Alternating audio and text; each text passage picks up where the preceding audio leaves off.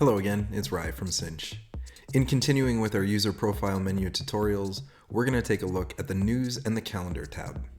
Once you've logged back into the system, you can click in the upper left-hand corner to get to your news. On the News tab, you'll notice that there's a red icon that shows a number in it. This identifies the number of news items that you have not yet read. Once you've clicked on News, you'll see a list of all of the news that's ever been sent to you.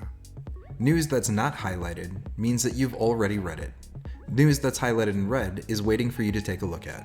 Once you've clicked on that news item, you can see the title and the description, and after you're finished reading it, you can simply click back to list. Now you'll notice that there are no news items highlighted and your icon has disappeared on the News tab. Some news will appear automatically when you log into the system.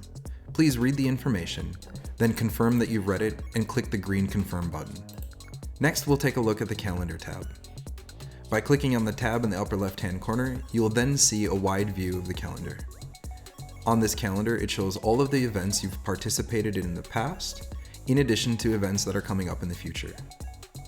You can hover over any item to get a more detailed view of what has taken place on that date. You can also click on an individual date to select availability or to request time off. You can click on New, which will bring up a dialog box that asks you, are you available, or would you like to request a job? If you are unavailable, you can click the particular day and time, and then add a note as to why you're unavailable. Once you've set your unavailability, you'll then see it on your calendar view in red. It's also possible to select multiple days in a row by clicking on a date and dragging over to the end date. The same dialog box will appear, and all you need to do is add that you're unavailable, the reason why, and click Save. Another useful feature is the Export Calendar button in the lower left-hand corner.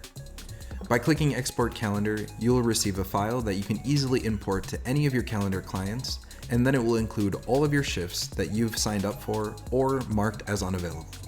Now you should have an overview of how to use the News and Calendar tab.